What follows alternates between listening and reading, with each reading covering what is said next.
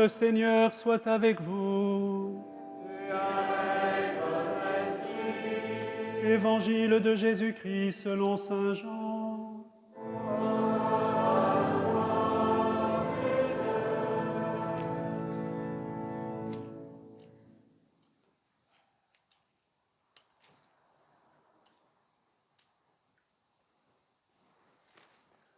En ce temps-là, Jésus disait aux foules de Juifs, « Moi je suis le pain vivant qui est descendu du ciel. Si quelqu'un mange de ce pain, il vivra éternellement. Le pain que je donnerai, c'est ma chair donnée pour la vie du monde. » Les Juifs se querellaient entre eux. « Comment celui-là peut-il nous donner sa chair à manger ?» Jésus leur dit alors, « Amen, amen, je vous le dis. Si vous ne mangez pas la chair du Fils de l'homme et si vous ne buvez pas son sang, vous n'avez pas la vie en vous. Celui qui mange ma chair et boit mon sang a la vie éternelle, et moi je le ressusciterai au dernier jour. En effet, ma chair est la vraie nourriture, et mon sang est la vraie boisson. Celui qui mange ma chair et boit mon sang demeure en moi, et moi je demeure en lui. De même que le Père qui est vivant m'a envoyé, et que moi je vis par le Père. De même, celui qui me mange, lui aussi vivra par moi. Tel est le pain qui est descendu du ciel. Il n'est pas comme celui que les pères ont mangé. Eux, ils sont morts. Celui qui mange ce pain vivra éternellement. Acclamons la parole de Dieu.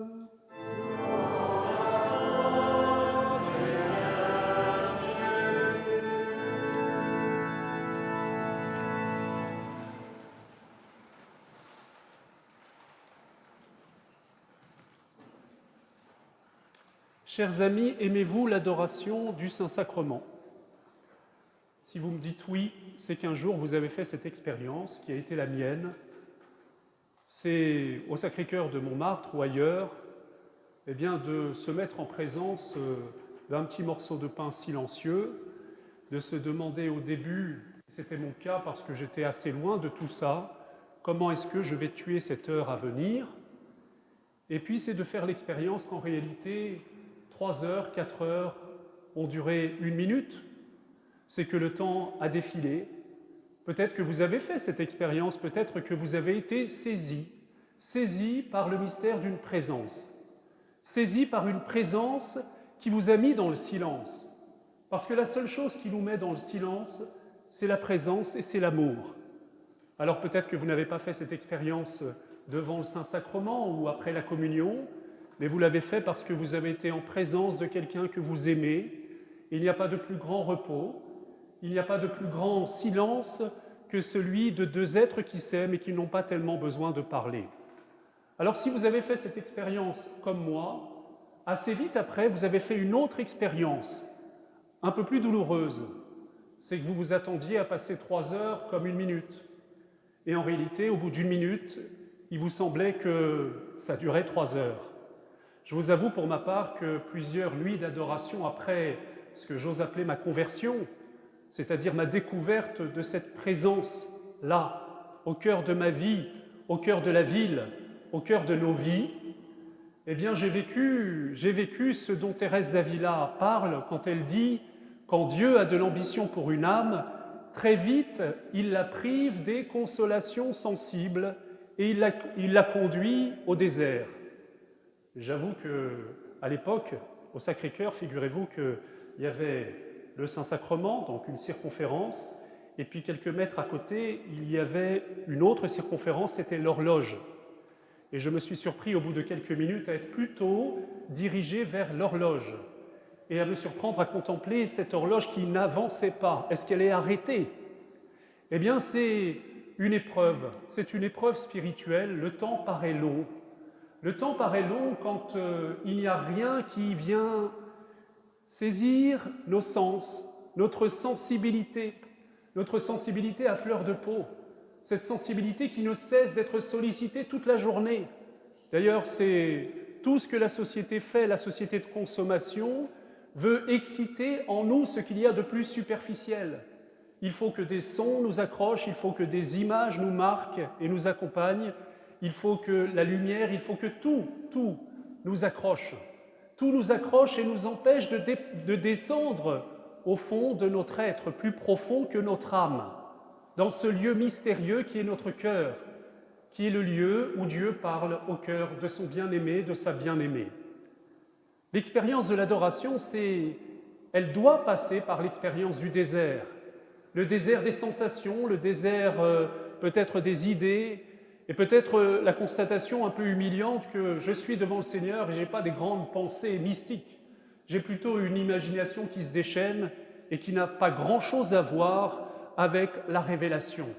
C'est assez humiliant, mais c'est comme quelqu'un qui devrait être sevré après avoir été drogué.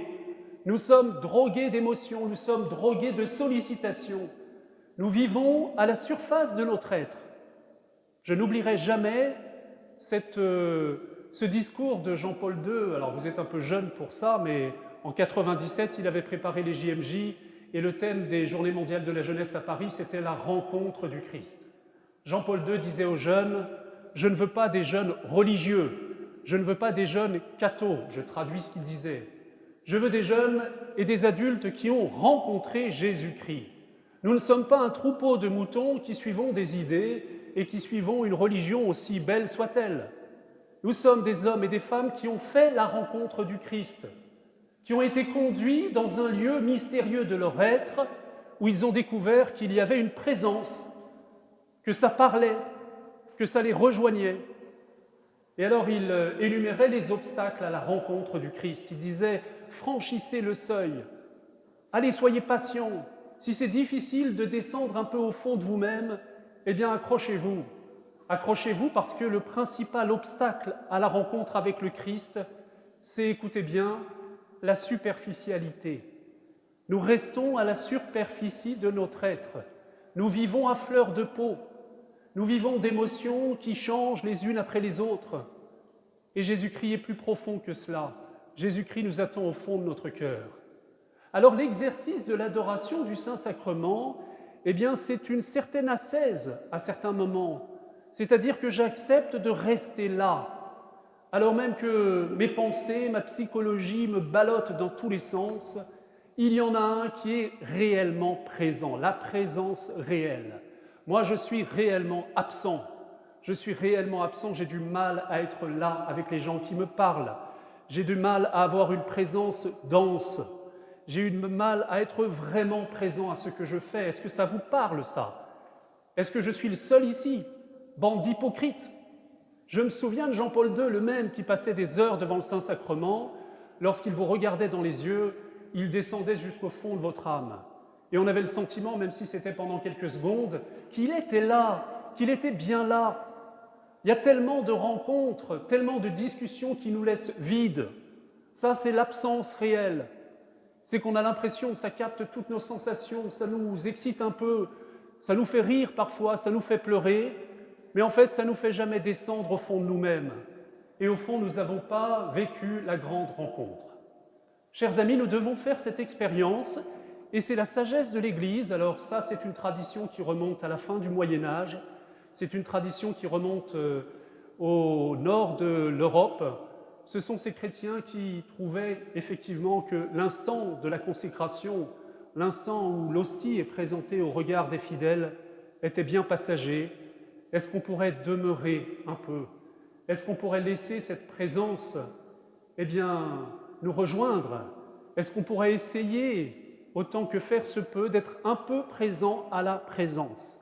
Être un peu réellement présent à la présence réelle. Je vous promets que si vous faites cela, vous serez plus présent après aux autres, à vous-même, au monde, à ce que vous avez à faire. Et il y aura comme un élagage qui se fera, une purification.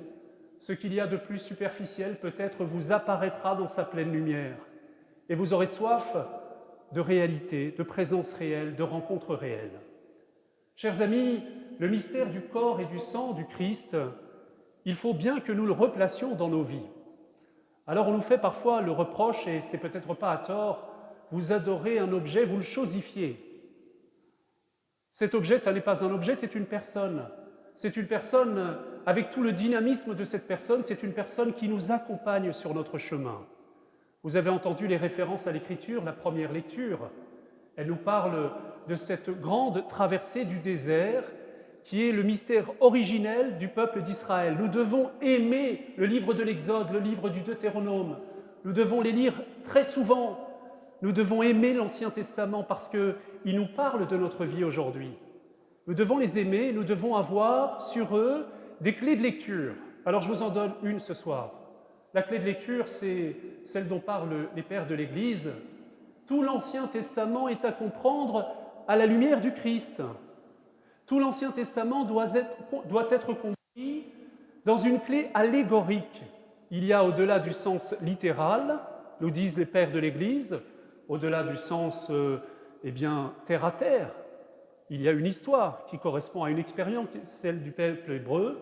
Nous devons voir le signe, nous devons voir l'allégorie. De quoi cela nous parle-t-il? Alors comprenez bien que l'errance des Juifs au désert est située entre deux grandes traversées. La traversée de la mer Rouge, c'est-à-dire la liberté conquise par Dieu, par l'intermédiaire de Moïse, qui fait traverser la mer Rouge et qui nous affranchit de la servitude de Pharaon. C'est la grande libération par laquelle a commencé notre itinéraire vers Dieu. C'est le baptême dans lequel nous avons été plongés. Nous avons traversé les eaux de la mort avec le Christ. Nous avons traversé cette épreuve et nous avons été libérés de Pharaon, c'est-à-dire, là encore, de celui que représente Pharaon avec son petit serpent sur le crâne, c'est-à-dire de la servitude du diable. Et nous espérions, comme les Hébreux, tomber tout de suite dans la terre promise. Mais cette terre promise, il faudra attendre 40 ans et une autre traversée, celle que nous avons vécue avec un certain nombre d'entre vous lorsque nous sommes allés en Jordanie, c'est la traversée du Jourdain, c'est-à-dire l'entrée dans la terre promise. Cette traversée du Jourdain, c'est la traversée ultime de l'homme vers la vie éternelle, vers la vision de Dieu. C'est la mort, chers amis. Je vous annonce que nous allons mourir. Nous l'avons redécouvert il y a quelque temps. Il y a des maladies qui nous rappellent que nous sommes mortels. Et pour nous, chrétiens, nous ne devons pas avoir peur de cela. Ou alors, si nous avons peur, comme tous les hommes, nous ne devons pas être écrasés par cette peur païenne. Nous devons le vivre avec l'espérance de la foi. J'ai tellement aimé, c'est un des actes les plus beaux du ministère d'un prêtre, lorsque nous donnons les derniers sacrements. Ce matin, j'ai donné la première communion à des enfants et je leur ai dit, il y en aura beaucoup avant la dernière. Et la dernière, c'est le viatique, ce n'est pas la profession de foi. Si, j'ai entendu ça une fois, vous savez. J'étais sur le chemin de Chartres et puis il y avait des enfants sur le bord de la route. Je commence à discuter, je leur dis, vous allez au catéchisme? Ouais, j'y vais encore parce que je n'ai pas encore fait ma dernière messe. Pardon? La dernière communion, c'était quand ils étaient habillés en blanc comme le pape, j'ai compris que c'était la profession de foi. Je ne l'avais jamais entendu aussi clairement. La dernière communion, c'est celle qui nous permettra de vivre ce dernier passage. Et toutes les communions de notre vie nous accompagnent dans les passages de notre vie.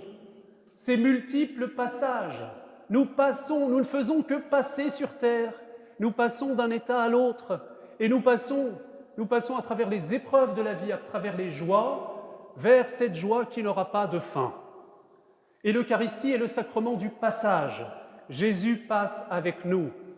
Jésus passe, il faut bien comprendre ce qu'ont été les 40 années d'errance au désert. Eh bien, c'est le temps de notre vie sur terre. 40 ans, c'est un peu moyen, c'est une génération. 40 ans, c'est le temps qui est donné au peuple hébreu pour mûrir, pour mourir d'abord au vieil homme, et pour mûrir et pour se laisser croître, développer, éduquer par Dieu, afin d'entrer dans la terre promise. Alors, pendant ce désert, il y a cette grande épreuve, c'est qu'en fait, c'est difficile d'avancer. C'est difficile d'être libre. On n'aime pas tellement être libre. On n'aime pas tellement être libre, et à certains moments, le peuple d'Israël va murmurer. Il va dire, pourquoi est-ce qu'on ne reviendrait pas en Égypte? C'est vrai qu'on était esclaves, mais au moins on avait de quoi manger, on avait la sécurité, on n'avait pas beaucoup de questions à se poser. On réfléchissait pour nous. Or, Dieu veut nous faire avancer sur le chemin de la vie. 40 ans pour traverser le Sinaï, vous savez, pour ceux qui l'ont fait, ça m'est arrivé à plusieurs reprises, c'est quand même beaucoup, parce que 2 semaines, ça suffit normalement. Eh bien, c'est l'histoire de notre vie. Nous nous perdons souvent, nous perdons le chemin, nous nous égarons. Parfois, nous sommes tétanisés, nous sommes arrêtés, nous bivouaquons trop longtemps parce que nous sommes saisis par la peur. Parfois, nous revenons en arrière. Mais inlassablement, Dieu revient à notre côté pour nous faire retrouver le chemin. Et il y a cette merveille de ce signe qui est donné par la manne. Il y est fait allusion dans la première lecture. Comprenez bien de quoi il s'agit. Voilà que les Hébreux souffrent. Ils doivent avancer. Ce Dieu se fait lointain.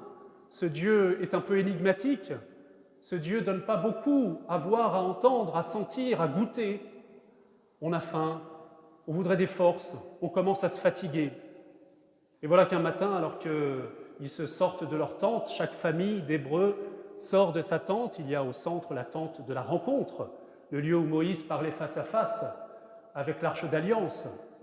Eh bien voilà que, stupéfaction, le camp est recouvert d'une particule, d'une sorte de croûte qui craque quand on tape dessus. Quelque chose comme, vous savez, ces pains sans levain, qui sont hyper bons d'ailleurs dans le désert. Et man ou exclamation, en araméen, qu'est-ce que c'est? D'où est-ce que ça vient? Ça ne ressemble à rien de ce qu'on n'a jamais goûté. C'est à la fois beaucoup moins goûtu, si j'ose dire, et en même temps beaucoup plus nourrissant. Man ou qu'est-ce que c'est? L'émerveillement, l'étonnement, la stupéfaction qui fait que le peuple hébreu tombe à genoux et tourne les yeux vers le ciel. C'est le premier mouvement de l'adoration. Qu'est-ce que c'est? Tout à l'heure, la manne, la vraie manne, le vrai pain qui descend du ciel, non pas celui dont qui n'était qu'une image du véritable pain, la manne dans le désert. Vous avez entendu Jésus, vos pères ont mangé la manne, mais ils sont morts. Moi, je vous donne le vrai pain qui descend du ciel, celui que le Père a envoyé. C'est moi, je suis descendu sur terre pour vous nourrir de ma vie, pour vous nourrir de ma parole, pour nourrir votre cœur du sang de mon cœur, pour nourrir votre être profond de ma présence, de mon amour, pour marcher avec vous, pour marcher par vous, pour marcher en vous, pour marcher, parfois quand vous n'y arrivez plus, en vous portant sur mes épaules. C'est ça le pain vivant venu du ciel. C'est Jésus lui-même qui vient à notre rencontre et qui vient soutenir notre marche, qui vient nous relever. Attention, ne séparez jamais l'Eucharistie de l'autre pain qui est la parole de Dieu. Ne séparez jamais ces deux nourritures. Nous le faisons trop souvent. Trop souvent, nous avons les yeux tout de suite dirigés vers l'autel en pensant que Jésus est là, mais nous oublions que dans chaque sacrement, à commencer par la messe, nous nous tournons d'abord vers l'autre table, la table de la parole de Dieu, celle à laquelle je suis attablé. Et nous devons nous nourrir de la parole de Dieu. La parole de Dieu est celle d'abord qui nourrit notre intelligence, notre cœur, et qui nous fait désirer la présence même de Jésus. Alors je me permets de vous le dire, si dans l'adoration parfois vous ramez un peu, vous galérez un peu, ça peut être une épreuve voulue par Dieu pour vous faire entrer dans une dimension plus profonde de votre être, mais ça peut être aussi parce que votre adoration n'est pas assez nourrie de la parole de Dieu. Sainte Thérèse d'Avila disait, là encore, ne vous mettez jamais devant le Saint-Sacrement sans avoir quelque chose à côté à lire, et de préférence l'Évangile ou la Bible. C'est-à-dire que vous avez besoin de nourrir votre dialogue avec Jésus.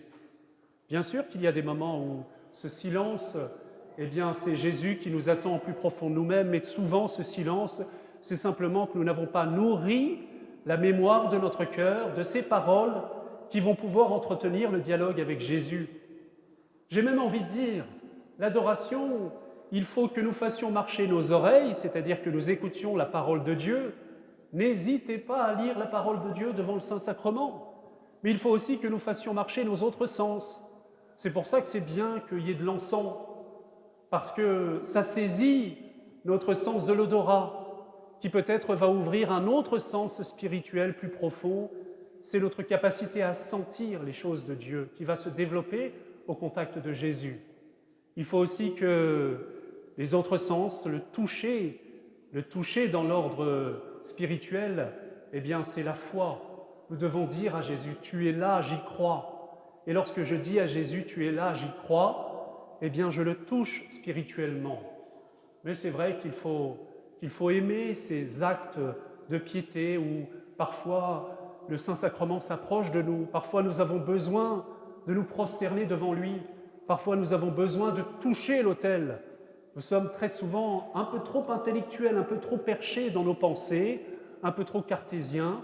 Alors si nous voulons faire un petit stage, eh bien allons au sud de l'Italie et voyons les gens prier Santa Rita, et on y va, on touche, on écoute, on chante devant.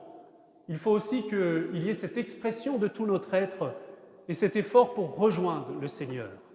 Jésus, dans le Saint-Sacrement, n'est pas silencieux. Il nous parle. Écoutons la parole de Dieu. Il veut nous attirer dans ce lieu mystérieux de notre être, et s'il veut nous établir dans le silence, alors mettons-nous dans le silence. Mes chers amis, je fais ce vœu ce soir que tous nous ayons le désir de la présence de Jésus, le désir de le fréquenter souvent au milieu du tourbillon de notre vie. Et soyons concrets, si au moins un quart d'heure par semaine, nous nous arrêtions devant un tabernacle, si au moins un quart d'heure par semaine, nous prenions le temps de l'adoration, du Saint-Sacrement exposé. Mon rêve, et il va se réaliser, c'est qu'un jour, il y ait l'adoration perpétuelle dans cette paroisse. Ça veut dire qu'en permanence, quelqu'un essaye d'être présent à la présence du Seigneur. Quelqu'un essaye de porter tous ceux qui sont dispersés dans le monde et peut-être qui ont perdu le chemin et qui essayent de rassembler son être devant le Seigneur, de l'unifier pour que le disciple prenne la suite de son maître et reprenne sa marche. Chers amis, aimons ce grand sacrement dont nous n'aurons plus besoin au ciel. On n'aura plus besoin d'aller à la messe le dimanche soir à 19h, les prêtres pourront se reposer, on ne se confessera plus, on n'aura plus besoin des sacrements puisqu'on aura la réalité de la communion en Dieu et la réalité de la communion les uns avec les autres. Mais ça, c'est au ciel. Donc sur terre, on en a besoin. Et vous trouvez que c'est trop souvent le dimanche? Tous les dimanches? Alors allez-y tous les jours. Vous trouvez qu'un quart d'heure, c'est trop? Alors faites-en 1 heure. Et je vous promets, vous allez être fou de ce sacrement. Vous pourrez plus vous passer de l'adoration, de ce cœur à cœur avec le Seigneur. Je vous salue Marie, pleine de grâce. Le Seigneur est avec vous. Vous êtes bénie entre toutes les femmes, et Jésus, le fruit de vos entrailles, est béni.